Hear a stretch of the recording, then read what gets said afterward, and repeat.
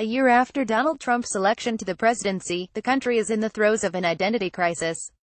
Trump's having welcomed to the table, and into the White House, hate groups and others who were formerly relegated to the cultural fringe, and having himself, from the Oval Office, voiced opinions that we used to think of as extremist, has confounded our sense of our shared values. To combat what we feel to be an outrageous assault on our identity requires reasserting that identity. But what is it? Are there truly such things as American values? The answer lies at the nation's founding. Everyone knows that the American project was launched on the idea of freedom, but processing that amorphous concept has always been a challenge. Liberals have long faulted the founders for failing to live up to the ideal of freedom, and there are good reasons for that.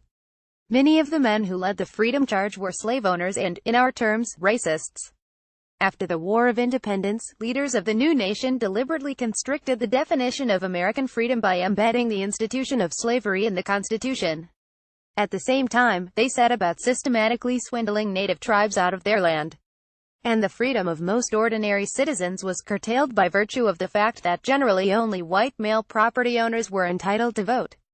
Only a small percentage of the population was able to participate in the system as the beginning of America's experiment with freedom.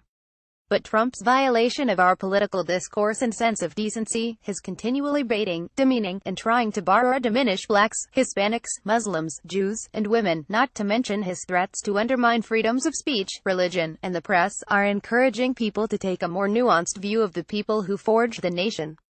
In the face of the visceral threat to values that Trump embodies, liberals lately seem disposed to think that it was wrong to conclude that the United States was established on a foundation of racism and deception. Indeed, the nation was founded on something much broader and more universal even than the doctrine of political freedom with which we typically associate it.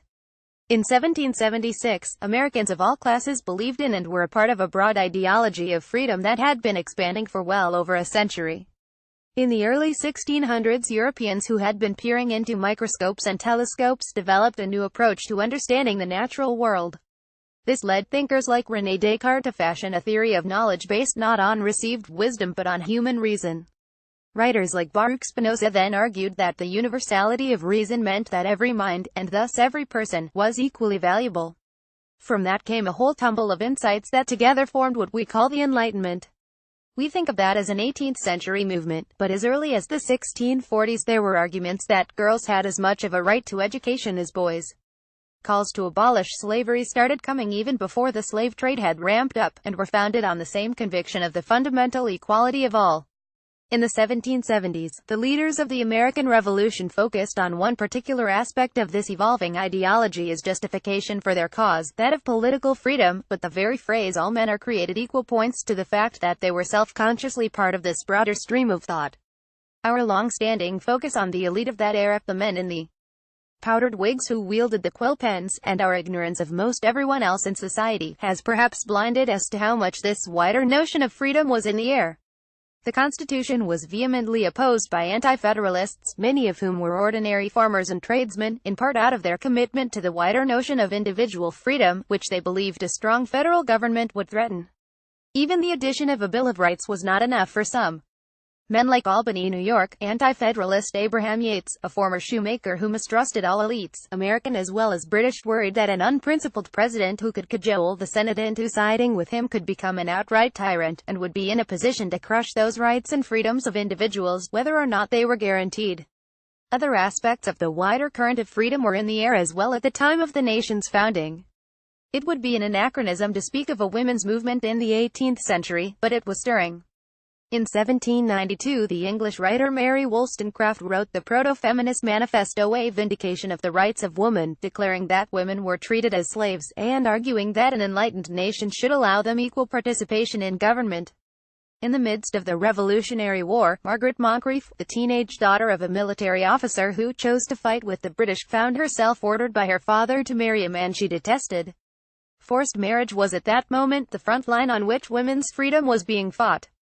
In the 1770s, plays and newspaper articles encouraged young women to marry for love.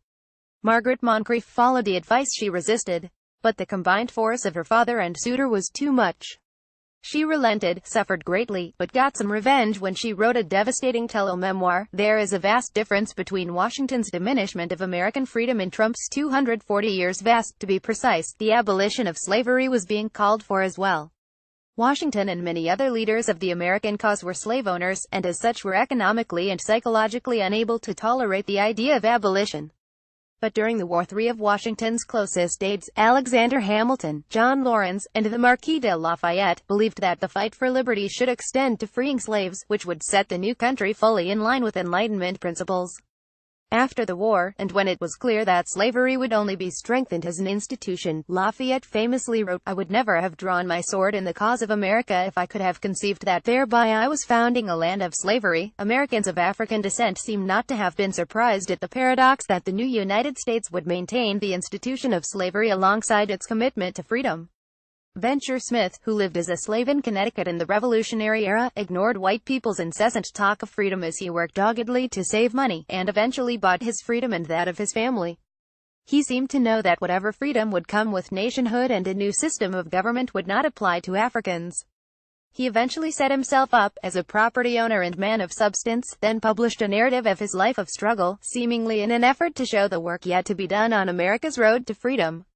The existence of Native Americans in the equation, meanwhile, confounded the American settlers, and in a sense continues to confound us today, for the original inhabitants of the continent had their own, quite evolved, idea of freedom. Not only did different tribes of the Iroquois Confederacy have the freedom to choose how they would deal with the Revolutionary War, each village had autonomy, and ultimately each individual. What Americans took as shiftlessness, the Iroquois saw as living as a whole human being, with full personal responsibility.